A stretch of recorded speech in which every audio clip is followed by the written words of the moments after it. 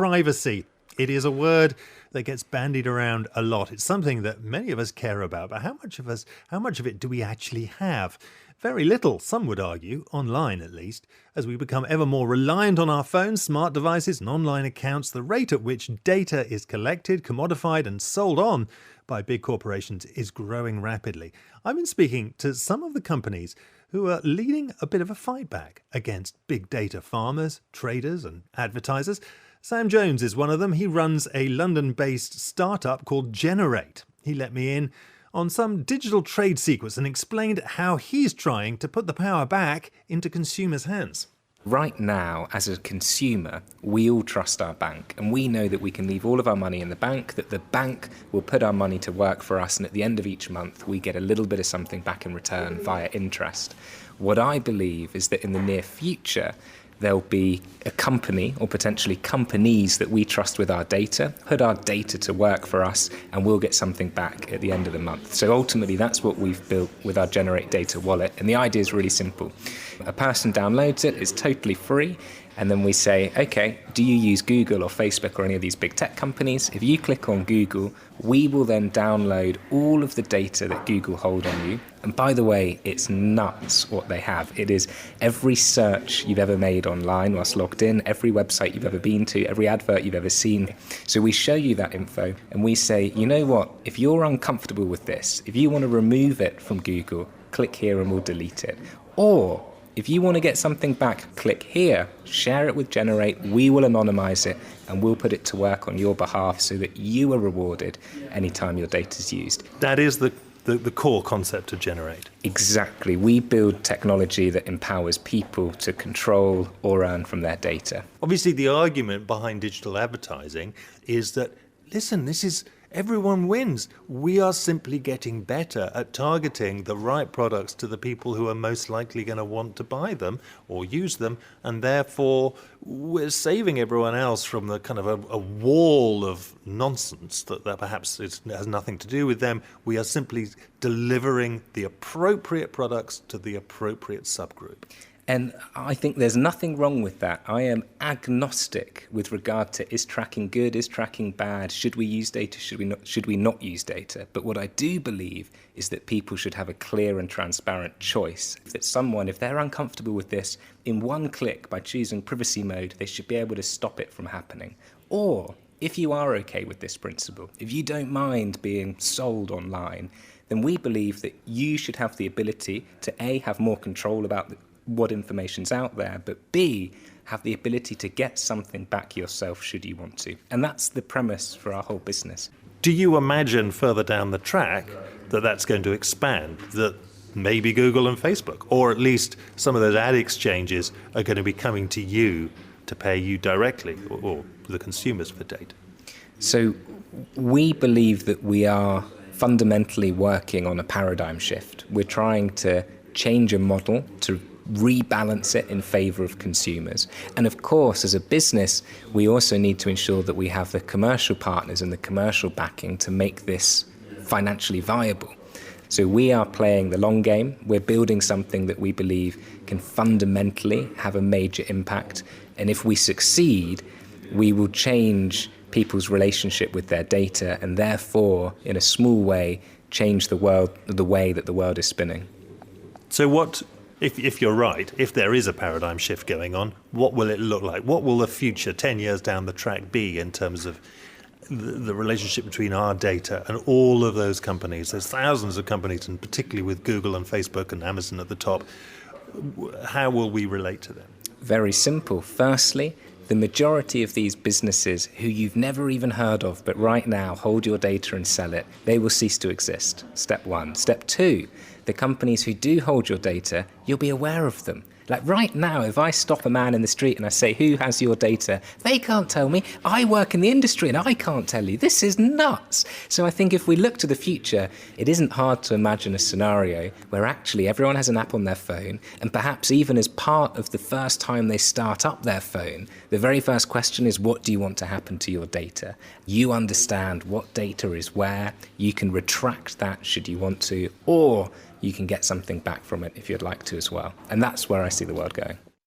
Sam Jones there of Gener8. Now, as mentioned, his is not the only firm doing this. There's a bigger, much more established US company called Brave.com, doing something very similar out of San Francisco. Paddy Hirsch there in Los Angeles.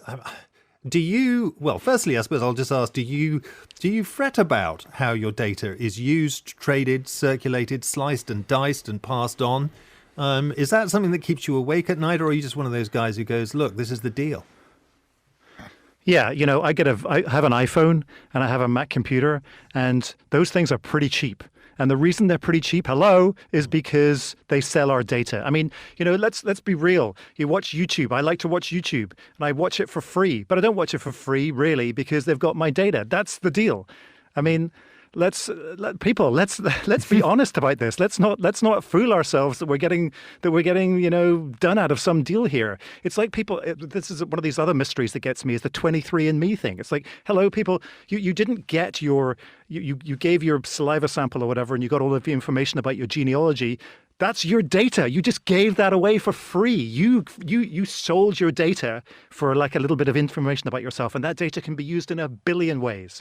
So I'm sorry, but you need to be smart about the deals that you make with the companies that give you things and provide you with entertainment, provide you with services when you're surrendering your data to them. Stella, it's going to get sold and passed around. Stella, what do you think?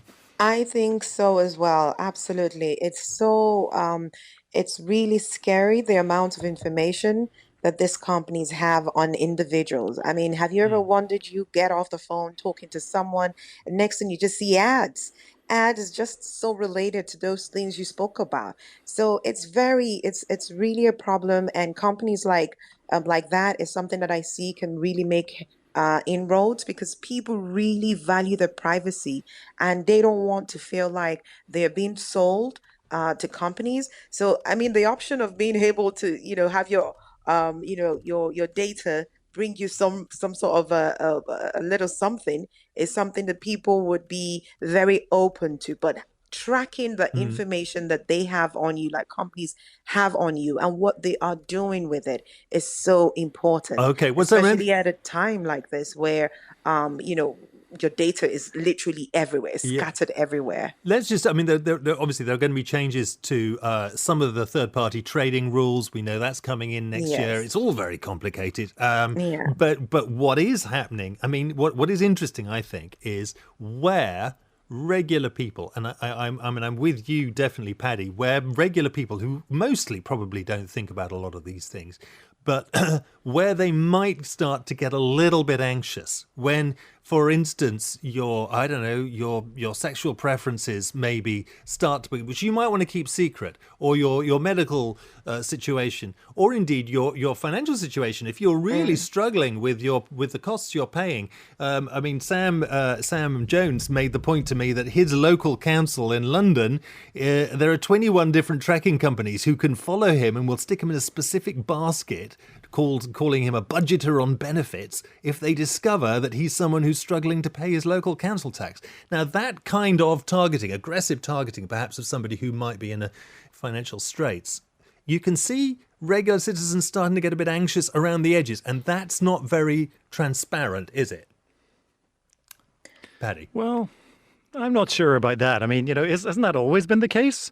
It's like, haven't we always been subject to and bombarded by advertising? I mean, that's just the way. If you go to certain places, even if we didn't have all of this technology, you go to certain places, you frequent certain places, you become a target of people who want to sell something to you. They say, oh, look, this person goes to church every week. Maybe we can sell them something, and they will approach you at the church or on the way to the church, or they will leave leaflets around the place. I mean, it's like, this has always been the case. Yes, it's been amped up. I agree with that, but it's still this is just the way we work. And let's not forget that marketing and advertising can be